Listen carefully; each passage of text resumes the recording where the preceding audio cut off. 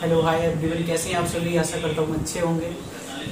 तो आज हम अपने एक पर्व के, जैसे हमारा पर्व आता है, जयंती आती है, कोई भी जयंती आती है, जैसे आज का दिन हमारे लिए बहुत महानता का दिन है। यानी कि जो हमारे देश में जितनी भी जयंतियाँ मनाई जाती हैं उसमें से सबसे महान पर्व जयंती हमारी 14 अप्रैल को मानी जाती है। और ये 14 अप्रैल की जयंती उस व्यक्ति के नाम मनाई जाती है जिस व्यक्ति ने इस देश के लिए जान मान आन पान सब कुर्बान करके और अपनी अछूतता को ना देखते हुए अपने आप को इस काबिल बनाया कि पूरे देश को आज उन पर गर्व है। यानी कि हम बात कर रहे हैं डॉक्टर भीमराव अम्बेडकर जी की, जिन्होंने हमारे इस पूरे भारत को एक इस ऐसी आज़ादी से दूर कराया है जिससे शायद है कि कभी हो नहीं सकते थे। यानी कि गुलाम, जिस तरह देश गुलाम था, अगर उसी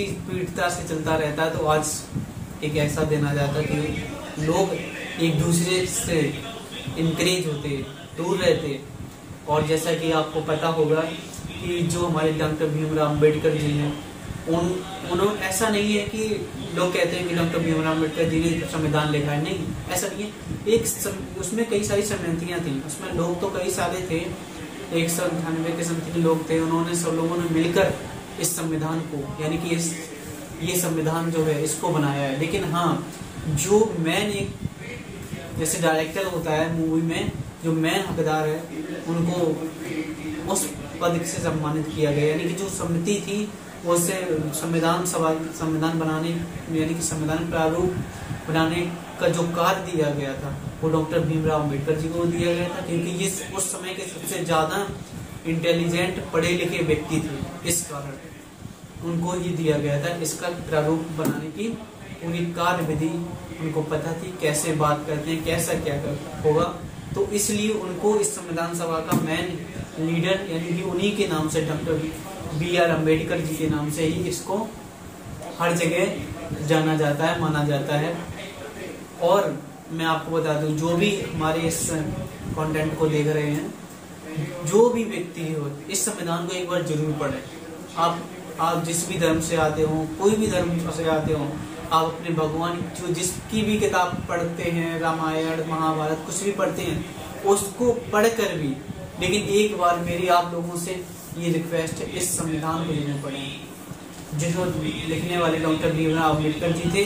क्योंकि जो भी आप आज के डेट में बुक पढ़ते हैं, जिस भी बुक का आप कार्य के लिए पढ़ते हैं, इस भारत में जो भी बुक चल रही है, जो भी आज हो रहा है, पढ़ाई लिखाई शिक्षा से संबंधित कोई भी चीज हो रही है, वो सिर्फ इसकी बदौलत, यानी कि डॉक्टर भीमराव अम्बेडकर जी के द्वारा लिखा गया भारत का संपूर्ण संविधान, जिसे अखंड संविधान भी कहते हैं, इसी के द्वारा आज आप महाभारत, रामायण, सभी बुकों को पढ़ने की जो हमें आजादी मिली है, वो इस महान अखंड संविधान के बदौलत मिली है। तो कृपया आप लोगों से मेरा ये रिक्वेस्ट है, हाथ जोड़कर, कि इस संविधान को जरूर पढ़ें और अपने बच्चों को भी पढ़ाएं, उनको भी सिखाएं हमारे क्या नियम है, हमारे क्या अधिकार हैं, हमें कैसे रहना चाहिए, कैसे जीना चाहिए।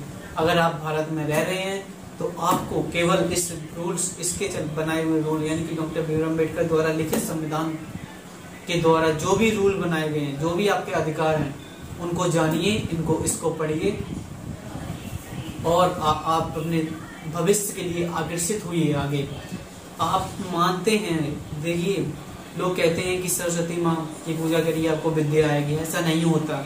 एक छोटी सी कविता है, मैं आपको सुना दूं अगर, तो क्या कहा जाता है कि अगर हमें मंदिर से अधिकार मिलता तो न्यायालय नहीं होता। अगर हमें मंदिर से अधिकार मिलता तो न्यायालय नहीं होता। और पढ़ाई अगर सरस्वती ही दे देती तो विद्यालय नहीं होता। पढ़ाई अगर सरस्वती ही दे देती तो विद्यालय नहीं होता। तो इसलिए कहा गया है कि आप अपनी अनुसार अपने जीवन को टहलिए, लोगों को मत देखिए, लोग क्या कर रहे हैं, कैसे चल रहे हैं, क्या नहीं कर रहे हैं, उनको मत देखिए। डॉक्टर भीमराव अम्बेडकर जी कहते थे कि शिक्षा वो शेरनी का दूध है जिसने पिया वो दहाड़ा है, और आपको भी दहाड़ना है। ऐसा नहीं है कि हम नहीं दाड़ सकते, हम भी दाड़ सकते हैं, जो भी है वो व्यक्ति भी दाड़ सकता है, लेकिन आपको एक बार इस शिक्षा को जरूर पीना होगा, इस शिक्षा को आपको जरूर पीना होगा।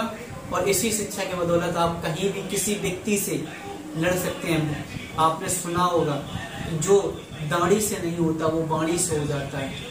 कलम की मार बहुत बड़ी होती है, आप भी जानते हैं। एक कलम से व्यक्ति की जिंदगी मिटाई जा सकती है और व्यक्ति की जिंदगी लिखी भी जा सकती है। आपने कभी भी देखा होगा जब भी हमारा संविधान के अनुसार जो भी व्यक्ति इस भारत में गलती करता है, बड़ी गलती करता है, जब उसको सजा दी जाती है यानी कि सजाए मौत दी जाती है, तो केवल एक पेन के द्वारा चलाया गया बनाया गया साइन उस व्यक्ति के जीवन को खत्म कर देता है। वो महत्वता है इस पेन में, वो महत्वता है जो आप कभी समझ नहीं सकते।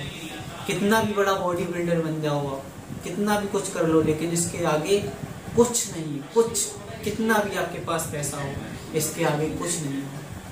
जिस समय पेन की मार चलती है अच्छे अच्छे साफ हो जाते हैं। इसलिए इस पेन की महत्वता को आप बहुत उस गहरता से समझिए, बहुत गहरता से। ये जो पेन है आज हमारी जेल में, ये बाबा साहब की देन है। तो कहा गया है कि वो बहुत महान व्यक्ति थे, उनको मानने के लिए डॉक्टर APJ अब्दुल कलाम जी, बड़े बड़े लोग जो आज डॉक्टर भीमराव अम्बेडकर जी को मानते हैं, डॉक्टर BR अम्बेडकर जी हमारे देश के महान शिक्षक। देखिए आज की डेट में जो भी व्यक्ति पढ़ा लिखा है वो जरूर इनको मानता हो, जरूर, क्योंकि उन्हें पता है कि इसकी महत्वता क्या है। और जब इस संविधान की उनको महत्वता पता है कि क्या है, तो इसे बनाने वाले की कितनी महत्वता होगी ये आप ही जानते होंगे। सोचिए आप, जब जिस व्यक्ति ने इसको बनाया होगा तो वो कितना महान होगा। जब ये बुक कितनी महान है तो जिसे बनाने वाला कितना महान होगा, ये आप सोच सकते हैं इस चीज को और अपने जीवन में अमल कर सकते हैं। मेरा से यही कहना रहेगा कि इसे एक बार इसको जरूर पढ़िए, अपने बच्चों की पढ़ाइए। मैं आपसे रिक्वेस्ट कर रहा हूँ हाथ जोड़कर। अब बात करते हैं अपने मेन टॉपिक पर, यानी कि मेरा मेन टॉपिक था जो यानी कि 14 अप्रैल को लेकर। 14 अप्रैल मेरा जो आज का पर्व है, 14 अप्रैल 2024, इस पर्व को डॉक्टर इन्हीं के नाम से, जिनके द्वारा लिखित गया भारत का अखंड संविधान लिखा गया है, इन जो व्यक्ति थे यानी कि डॉक्टर भीमराव अम्बेडकर, इन्होंने बड़े बड़े देशों में जाकर, बड़ी बड़ी जगहों से, ओलंपिया यूनिवर्सिटी, ऐसी कोई यूनिवर्सिटी नहीं छोटी जहाँ से इन्होंने अपनी डिग्री को सम्मिलित न किया हो।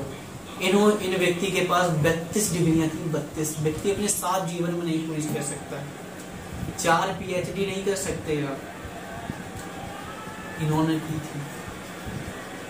32 डिग्रियों के मालिक, हकदार, कितने पढ़े लिखे व्यक्ति होंगे आप समझ सकते हो। ऐसे संविधान नहीं लिखा जा सकता है भारत का, क्या नहीं कोई भी आया और संविधान को मिटा देंगे, लिख देंगे, ये कर देंगे, वो कर देंगे। ऐसा नहीं होता है, ऐसा करने वाला कभी नहीं, कोई नहीं कर पाएगा ऐसा, ठीक है। जो भी है सारा कुछ शिक्षा के बदौलत है और हमें इन्हीं के बदौलत शिक्षा मिली है। तो हमारा तो आपसे यही कहना रहेगा कि आप पढ़िए, अपने बच्चों को पढ़ाइए, अपने परिवार, अपने गांव, अपने शहर, अपने सिटी, सभी को जहां तक आपको बने वहां तक शिक्षा को प्रेरित करिए बच्चों को शिक्षा से। जैसे भी आप अपने आप शिक्षक हैं या जो भी व्यक्ति हैं, शिक्षा की ओर आकर्षित कराइए बच्चों को, क्योंकि शिक्षा बहुत जरूरी है आज की डेट में। एक रोटी कम खाइए लेकिन बच्चों को पढ़ाइए, ये हमारी आपकी सोच होनी चाहिए, तभी हम देश को बदल सकते हैं। अभी आप सोच रहे हैं कि देश पूर्ण रूप से आजाद हो गया, नहीं। आपको क्या लग रहा है? देश आज भी मानसिक रूप से गुलाम है। जिन्हों के बदौलत डॉक्टर भीमराव अम्बेडकर जी जिस हालात से जीकर बाहर निकले थे, जिस हालात को उन्होंने देखा है, अगर कोई व्यक्ति देख लेता आज की डेट में, देख ले तो वो अपने प्राण त्याग देगा, प्राण। लेकिन उन्होंने ऐसा नहीं किया, सोते नहीं थे रात भर, 24 घंटे उन्होंने चक्कर पढ़ाई की है। एक बार लाइब्रेरी, कहानी बताऊं मैं आपको, एक बार लाइब्रेरी में पढ़ रहे थे डॉक्टर भीमराव अम्बेडकर जी, और लाइब्रेरी के वहाँ के इंचार्ज जो भी थे वो आए। उन्होंने कहा कि बेटा आप इतनी रात तक क्यों पढ़ रहे हैं। उन्होंने कहा साहब मुझे पढ़ने दीजिए, क्योंकि आज मेरा समाज सो रहा है, इसलिए मैं आज जग रहा हूँ, इतनी रात को पढ़ रहा हूँ। सोचिए कितने अच्छे, कितने अपर विचार रहे होंगे उस व्यक्ति के जिसने संविधान लिखा सिर्फ हमारे और आपके लिए। और आज आप लोग इसकी महत्वता को नहीं समझ रहे, इसकी गहराईता को नहीं समझ रहे। समझना होगा, हमें भी समझना होगा, आपको भी समझना होगा, और इससे वंचित लोगों को हमें आपको समझाना होगा इस संविधान के बारे में, इन संविधान के लिखने के बारे में। तो आज के लिए मैं आपसे इतना ही कहूँगा कि अपने इस पर्व को हमेशा मनाते रहिए, और हर साल ये पर्व आता है उसी तरह से मनाइए जिस तरह हर साल आप मनाते हैं। और ज़्यादा से ज़्यादा इस पर्व के माध्यम से आप ये सोचिए कि हम हर साल कुछ बच्चों को शिक्षा की ओर जरूर मोड़ेंगे। जो भी बच्चे गरीब हैं, नहीं पढ़ पा रहे हैं, कुछ उनको आप हेल्प करिए, या आपकी कोई टीम हो उससे हेल्प करिए। बताइए कि नहीं बच्चे आप नहीं कुछ कर सकते, उनका माइंड रिफ्रेश कीजिए, आप उनको बैठाइए, शिक्षा की बात बताइए, उनको हर चीज इस तरह से समझाइए कि उनको लगे नहीं कुछ तो है शिक्षा में, वो पढ़ाई की ओर आकर्षित हो जाएं। इस तरह उनको आप डील कीजिए कि बच्चे सभी पढ़ने के लिए आकर्षित हो जाएं। तो यही तक मैं अपनी बात रखूंगा, समय का अभाव है। आप मेरे साथ जुड़े, बहुत बहुत धन्यवाद। आप मेरा वीडियो देखा उसके लिए मैं आपका बहुत बहुत शुक्रगुजार हूँ। बस आपसे एक रिक्वेस्ट है कि आगे देश में बढ़ने के लिए आपको शिक्षा की बहुत ज़रूरी है, तो शिक्षा हमेशा ग्रहण करिए और अपने बच्चों को भी शिक्षा ग्रहण कराइए। बहुत बहुत धन्यवाद। Thank you so much. जय हिंद, जय भीम, नमो बुद्ध।